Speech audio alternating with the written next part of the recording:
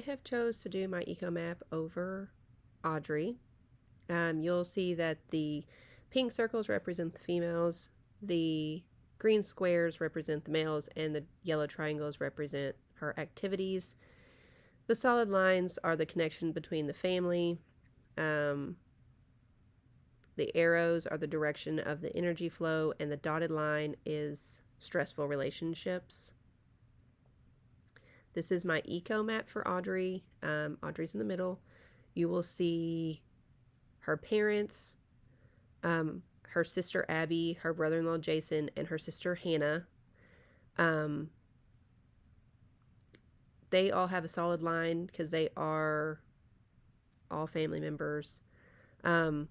She has a dotted line with each individual family member other than Jason because she has a strained relationship and has not spoken with anybody in her family for 3 years.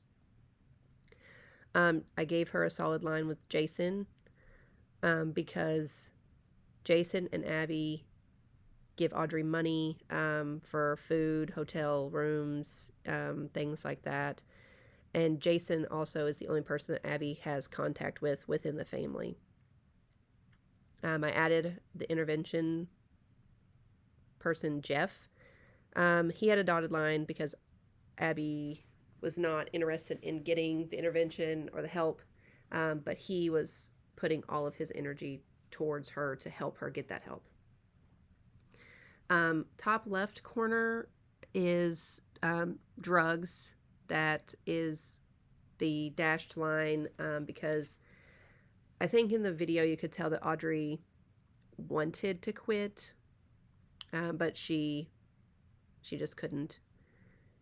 Then we also have friends in the right hand corner. I did 2 categories, her friends when she was on drugs and her friends after she got sober. She had lost all of her friends when she became a drug addict, but obviously made friends within that system. She was homeless because she didn't have a job. So when she would stay, at friends' houses, those friends usually consisted of her dealers or her fellow addicts.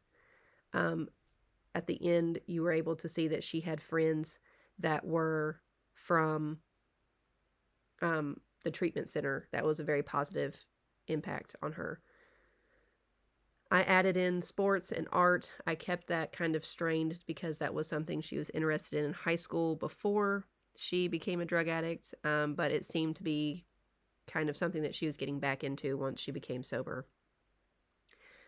Her treatment, I put that as also strained because she didn't want it at first and was very reluctant to go, but by the end she was very receptive and had a very positive outcome.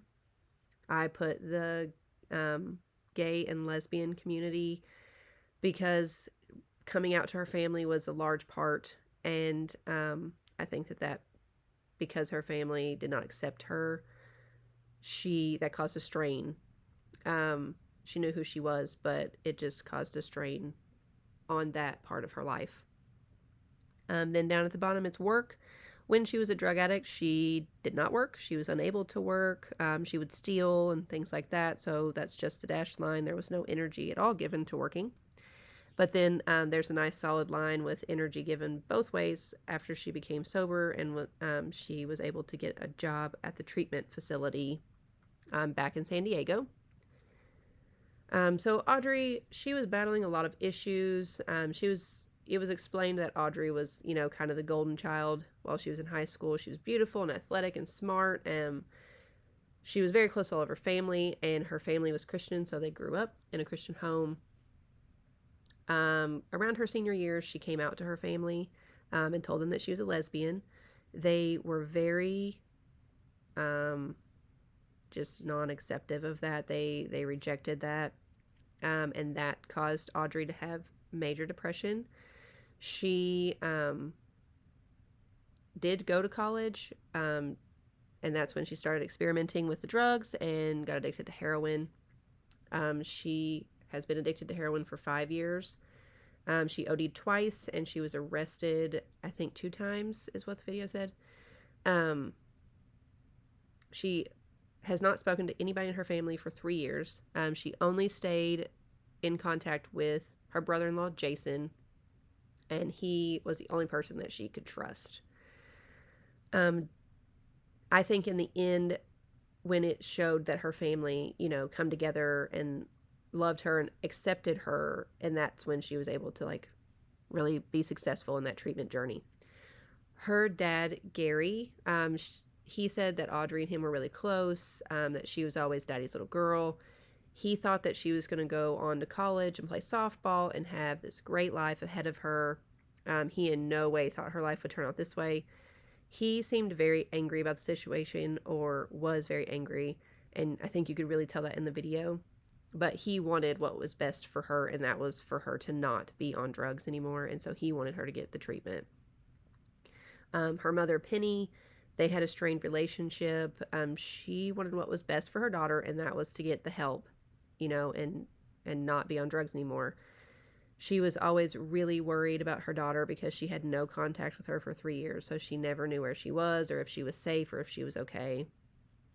Abby, her sister, was the first person that we seen on the video, and Abby seemed very, she didn't talk to her sister, but she seemed very, like, she helped her and gave her money, and her and Jason did, and like paid for food and makeup and hotel rooms and things like that. Abby knows that the rejection that the family showed towards Audrey when she came out to the family is a major part of what this whole situation is. And she feels that Audrey's sexuality is now a non-issue with the family, but the whole family realizes that it's too late, and now the psychological damage has already been done. Her brother-in-law, Jason, he has kept the only positive relationship with Audrey throughout this whole experience. He's seen her regularly, would give her money, would take her out to eat, and he would talk to her about getting treatment and coming back and talking to the family again. Her sister, Hannah, she has a strained relationship with her sister. She does not approve of Audrey's drug use. She does not approve of Audrey's sexuality.